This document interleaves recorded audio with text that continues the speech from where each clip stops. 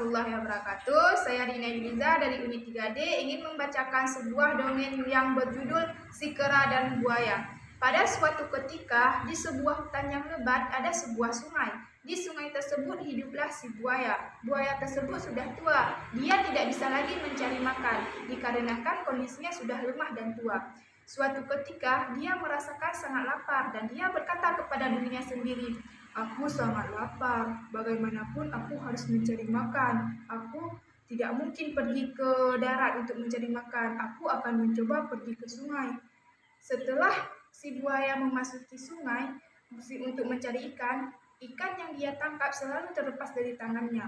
Dengan rasa kecewa dan marah, si buaya pergi ke bawah pohon untuk beristirahat. Beberapa menit kemudian, setelah beristirahat, si buaya melihat si kera ada di atas pohon dan dia bertanya kepada si kera, "Hai kera, apa yang kau makan? Aku sangat lapar. Apakah kau bisa memberikan sedikit makanan untukku?" "Ini buah ceri. Buah ini rasanya sangat manis. Ini akan kuberikan sedikit untukmu." Dan si buaya pun memakan buah ceri. Dan si buaya berkata, "Terima kasih kera, kau sangat baik sekali. Kau memberikanku makanan. Aku sangat bersyukur apabila bisa berteman baik denganmu." "Iya, iya, kita teman. Kau bisa datang kapan saja ke sini untuk memakan buah ceri." Setelah itu si buaya dan si kera berteman baik.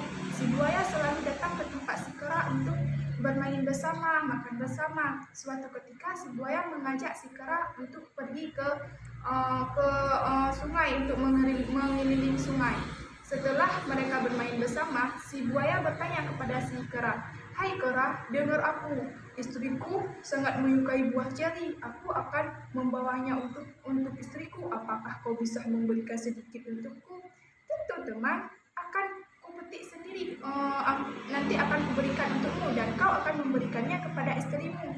Setelah itu, si buaya dan si kera pergi ke bawah pohon di tepi sungai untuk mengambilkan buah ceri.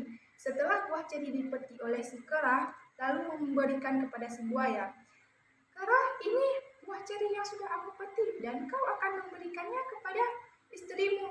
Setelah itu si buaya pergi untuk menemui istrinya yang ada di seberang sungai. Setelah sampai kepada istrinya, si buaya berkata, "Hai istriku, lihat apa yang aku bawa. Aku membawakan buah ceri. Ini si kera sendiri yang memberikannya untukmu." Setelah itu, istrinya berkata, "Wow, buah ceri, rasanya pasti sangat manis sekali. Apalagi dengan jantungnya si kera." "Iya, si kera itu sangat baik sekali. Dia selalu memberikan makanan untukku." Iya, aku berpikir jantung buah ceri aja sangat manis yang selalu dimakan oleh si kera. Apalagi kalau jantungnya. Aku sudah lama tidak makan daging. Bolehkah kau membawa jantungnya untukku?" "Bagaimana bisa? Si kera itu teman baikku. Dia selalu memberi makan untukku. Bagaimana bisa aku mengkhianatinya?" Setelah itu, istrinya berkata lagi, Kalau kau tidak membawakan jantung si kera untukku, aku akan bunuh diri." Dengan begitu, si buaya berpikir, bagaimana caranya untuk membawakan jantung hatinya si kera kepada istrinya. Dia menjumpai si kera dan dia berkata, "Hai kera, istriku mengundangmu ke tempatnya untuk makan malam bersama. Apakah kau bisa datang?" "Iya, teman, tentu. Aku akan datang. Aku akan menjadikan ini sebuah pesta." Setelah itu, si kera langsung naik ke punggungnya si buaya untuk menuju ke tempat istrinya. Setelah itu, sesampai di perjalanan, si kera berkata, "Hai teman, apa yang dimasak oleh istrimu? Pasti makanannya sangat enak." "Tentu teman, istriku memasak makanan kesukaanmu. Kau suka pisang bukan?" "Iya, aku sangat menyukai pisang. Aku akan menjadikan makan malam ini menjadi sebuah pesta." Setelah itu si buaya berpikir, bagaimana bisa si kera berpikir ini sebuah pesta, padahal dia sendiri yang akan dibunuh. Setelah itu si buaya berkata kepada si kera, "Hai kera, sebenarnya aku mengajakmu ke tempat istriku bukan untuk makan malam, akan tetapi istriku menginginkan jantungmu. Dengan tenang si kera berpikir, hai buaya, kenapa kau tidak bilang dari tadi?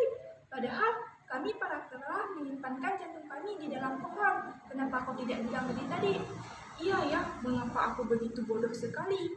Setelah itu, si buaya dan si kera langsung pergi ke tepi sungai di bawah pohon. Setelah sampainya di sana, si kera langsung naik ke atas pohon dan berkata, hai kera, mengapa kau begitu bodoh? Bagaimana bisa jantung kita disimpan di tempat lain?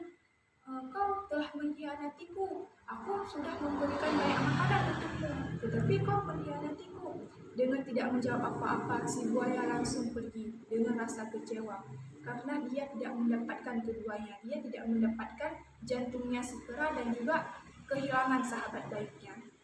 Sekian, pesan moral yang dapat diambil dari cerita ini adalah di saat kita mengalami suatu masalah, kita harus menghadapinya dengan tenang dan jangan hianati orang lain di saat orang lain berbuat baik kepada kita, tetapi buat baiklah kepada orang lain.